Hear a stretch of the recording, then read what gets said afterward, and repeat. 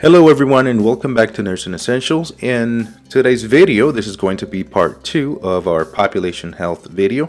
Last time we talked about population health, and our last slide I believe was about the homeless population.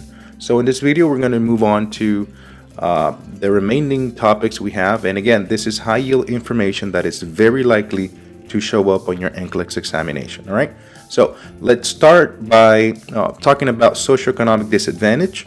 And main things you need to keep in mind is that social determinants like education, income, social support, and safety, they all influence health outcomes. Okay, now these social determinants are just as important as having a healthy lifestyle and access to quality care in order for you to have a positive health outcome. All right, need to keep in mind that these social determinants are very important.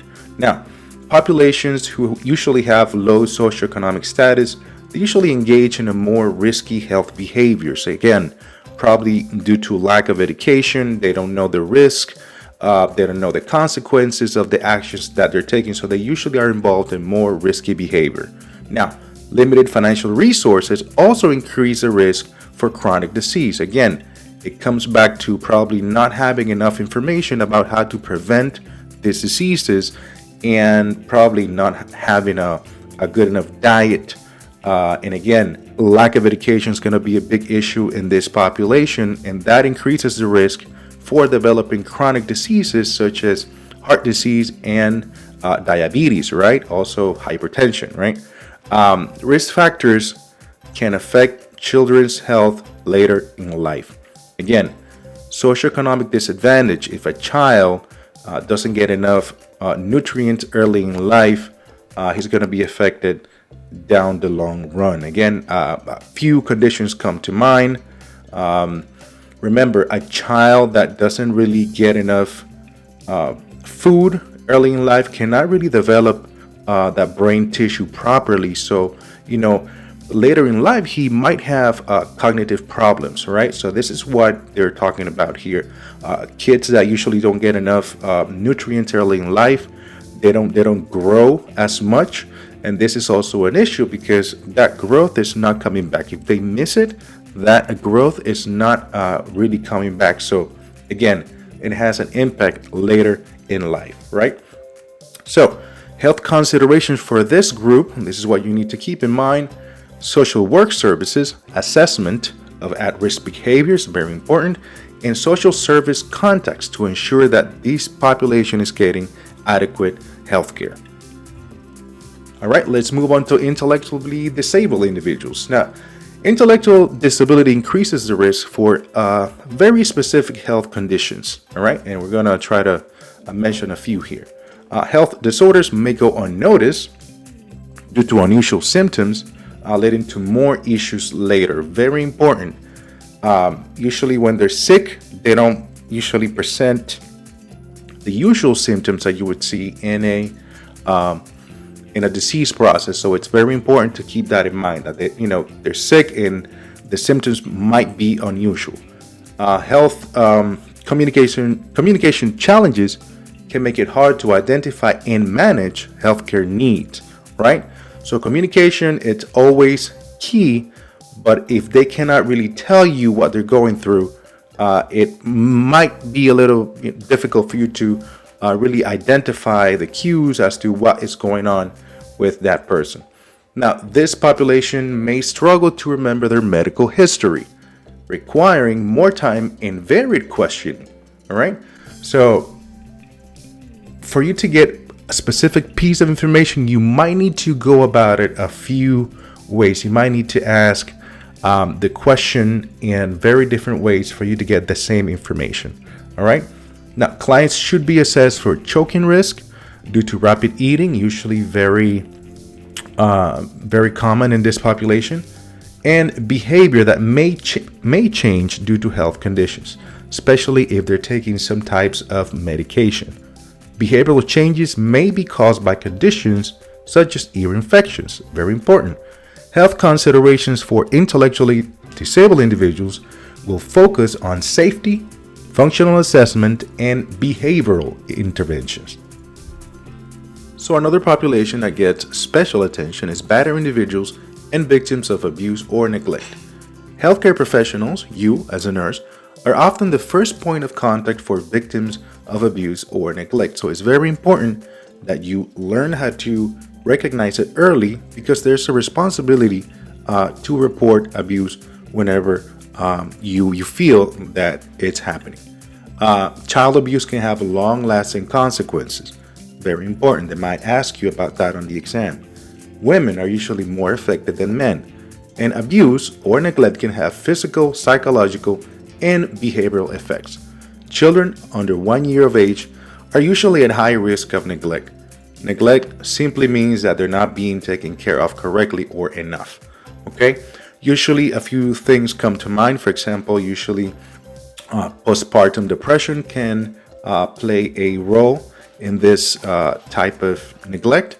Lack of sleep. Usually, parents are usually tired, so that could increase the risk for neglect on children under 1 year of age. Now, victims can experience a variety of health effects, including bruises, chronic fatigue, and sexual dysfunction. Things to keep in mind is that mental health issues can arise, including PTSD and depression, which is very important because as soon as you throw depression into the mix, now we have more serious issues because the risk for suicide skyrockets. All right, so we definitely want to keep an eye for that. Common emotional response to abuse or neglect includes hopelessness, lack of worth, and inability to trust others.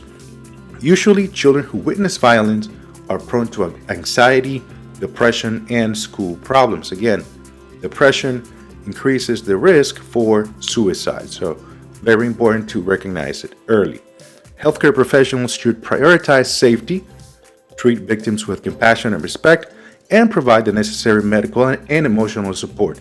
Again, you should be aware that there's a duty to report abuse incident, and you might need to provide legal documentation of injuries. So assessment and documentation are going to be top one when it comes to abuse and neglect. Parental education and support programs can help prevent abuse or neglect in the future. Lastly, let's talk about mental health problems. With this population, our main concerns are going to be lifestyle, chronic health, psychotropic meds, healthcare access, and lack of preventive health screening. For this population specifically, psychotropic meds usually have a lot of side effects, especially if the patient is taking antipsychotics, especially first generation. Again, we'll talk about it in more detail when we go through pharmacology. But just so that you know, first generation antipsychotics and antihistamines, which are usually over-the-counter medications, can have a lot of side effects, especially for the elderly population. All right, so altered health and weight gain with some medications are usually very common in this population. Lack of exercise, poor diet, depression, disorganized thought process can all contribute to health problems. Psychotropic meds side effects can cause diabetes and metabolic syndrome, especially when we talk about antipsychotics, especially second generation antipsychotics. They are very well known for having these two specific side effects. So it's important so that we know that it can happen in this population. Mental health problems increase STI risk due to risky behavior. Again, lack of knowledge, right? Sexual dysfunction may result from mental health and from medication. Very common in patients who take drugs for Parkinson or any medication that usually kind of messes with the dopamine pathway can actually lead to sexual dysfunction. It's very important to keep that in mind. Again, we'll go into more detail when we talk about pharmacology, all right? Medication reduction may cause xerostomia, which is dry mouth, right? And whenever you see in a question that the patient has dry mouth or a drug that causes dry mouth, think about oral hygiene, okay? Your saliva, one of the main jobs of your saliva is kind of to keep bacteria in check. So if you have a dry mouth, bacteria, they tend to grow and proliferate, and that can lead to infections in the mouth. All right. Healthcare considerations for this population: difficulty accessing services. That's going to be number one. Support, regular mental health screenings, and referrals is what we need to keep in mind for the population with mental health problems. And then we have 10 questions on population health. The idea here is to test your knowledge on population health, see how much you have learned, and also to kind of give you an idea of how the questions on the exam are going to look like. All right. So if you need more time to kind of think about the answer, you can pause the video while we're going through the questions, and you can, come back and try to answer as best as you can. Again, 10 questions. We talked about everything that you will see in these questions. We mentioned it in this video in our part 1. So, everything is here. All right. So, all right, let's go ahead and jump into question number 1, which says, which teaching method is most effective when providing healthcare instructions to specific populations? Number 1, the teach back method. Number 2, video instructions. Number 3, written materials. Or number 4, verbal explanation.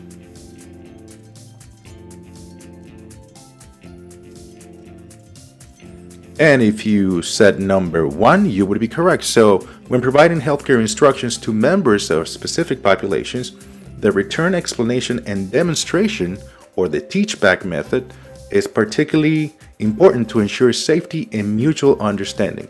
This method is the most reliable in confirming client understanding of the instructions. All right.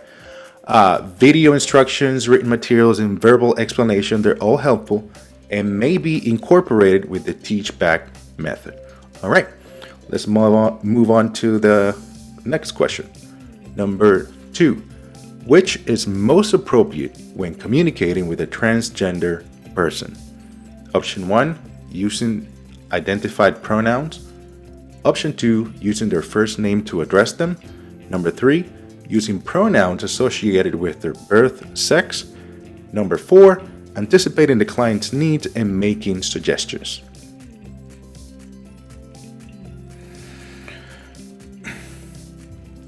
And if you said number 1, you would be correct. So the nurse needs to address the client with the name and pronouns that the client identifies with. And the first name may not necessarily be what they use. For a transgender person, it is likely that they would expect to be addressed using pronouns associated with the sex they identify with, which is typically not their birth sex. Anticipating the client needs and making suggestions may be seen as judgmental, so we kind of stay away from that. So the nurses needs to refrain from doing this. Question 3. The nurse is completing the admission assessment of a client who is intellectually disabled. Which part of the client encounter may require more time to complete? Option 1, the history. Option 2, the physical assessment. Option 3, the nursing plan of care. Option 4, the medication reconciliation.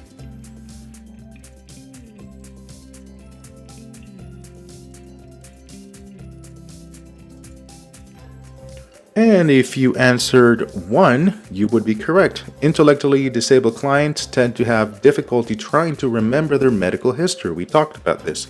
It may be necessary for the nurse to take more time to ask questions in a variety of different ways when collecting the history data.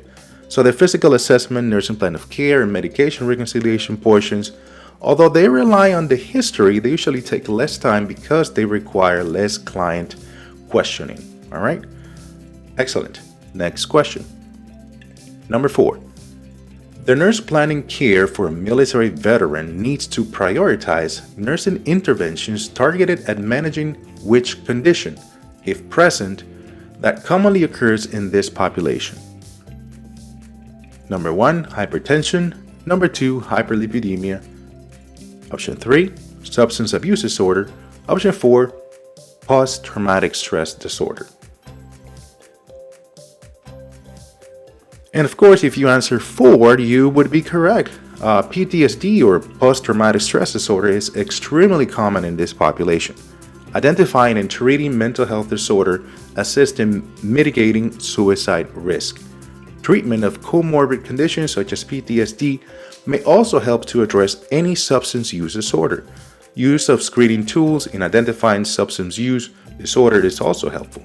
Treatment of PTSD includes exposure therapy, psychotherapy, family or group therapy.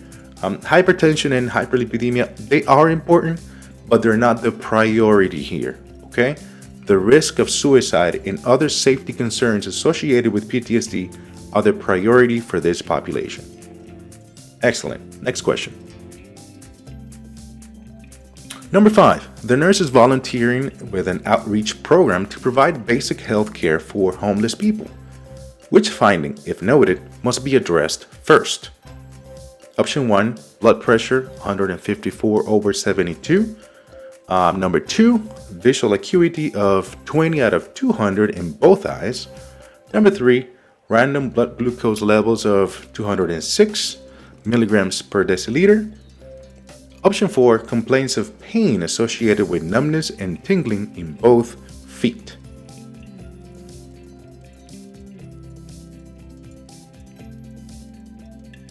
And if you answer number 4, then you would be correct. So the nurse needs to address the complaints of pain and numbness and tingling in both feet first with this population. So if the client perceives value to the service provided and the complaint is being addressed, right, the pain, the client will be more likely to return for follow-up care. While the blood pressure, blood glucose, and vision results, they all need follow-up. The client's stated concern must be addressed first. All right, excellent. Number 6. Which action by the nurse will best facilitate adherence to the treatment regimen for a client with a chronic illness? Option 1, arranging for home health care. Option 2, focusing on managing a single illness at a time. Option 3, communicating with one provider only to avoid confusion for the client. Option 4, allowing the client to teach a support person about the treatment regimen.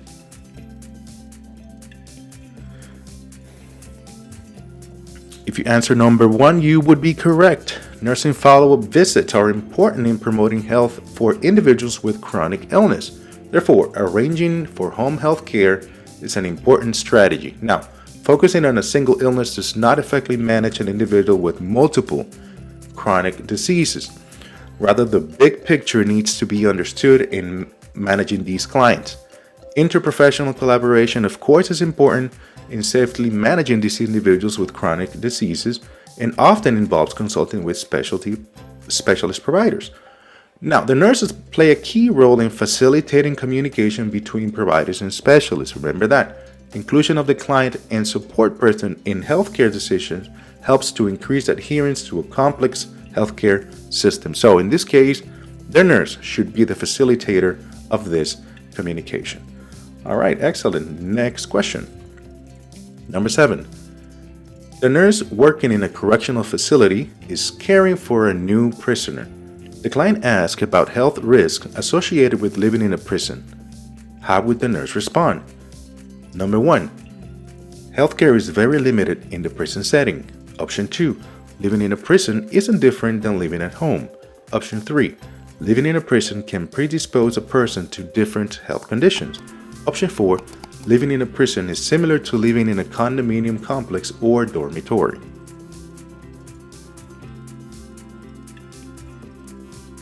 And if you answer 3, you would be correct. So the environment of a prison predisposes a person to different health conditions, such as tuberculosis, sexually transmitted infections, or other infectious diseases. Option 1 in this question does not address the client's question. Options 2 and 4, they both convey incorrect information. Excellent. Let's move on to the next question. Number 8. The nurse working in a community outreach program for foster children plans care, knowing that which health conditions are common in this population. This is a select all that apply question. Option 1, asthma. Option 2, claustrophobia. Option 3, sleep problems. Option 4, bipolar disorder. Option 5, aggressive behavior. Option 6, attention deficit and hyperactivity disorder, or ADHD.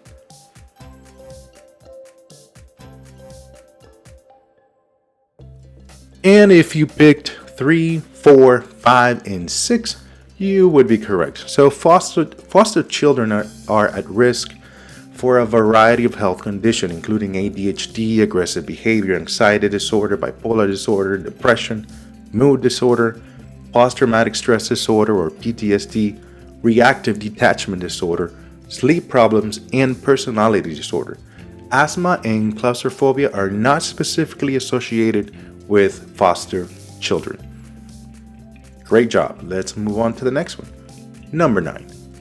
The nurse planning care for military veteran needs to prioritize nursing interventions targeted at managing which condition, if present, that commonly occurs in this population. Option 1, hypertension. Option 2, hyperlipidemia. Option 3, substance abuse disorder. Option 4, post-traumatic stress disorder or PTSD. And if you answer number 4, you would be correct. Post-traumatic stress disorder or PTSD is extremely common in this population. So identifying and treating mental health disorder assists in mitigating suicide risk. Again, you always want to lower that suicide risk.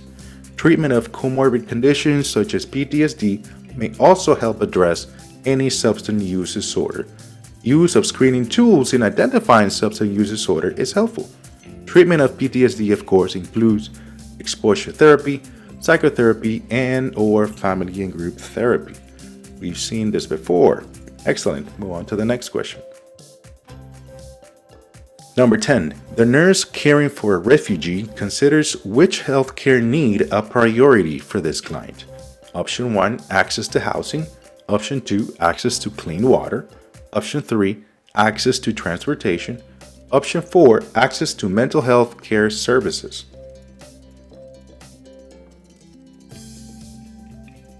And if you answer number 4, you would be correct. Now, mental health problems are the primary concern for this population as a result of difficult events. While all other options are important for all clients, they do not address the specific needs of this population. Again, thanks for watching this video. That's it for now. Don't forget to hit the like button and subscribe. If you have a question, make sure you leave it in a comment below. I'll see you on the next video.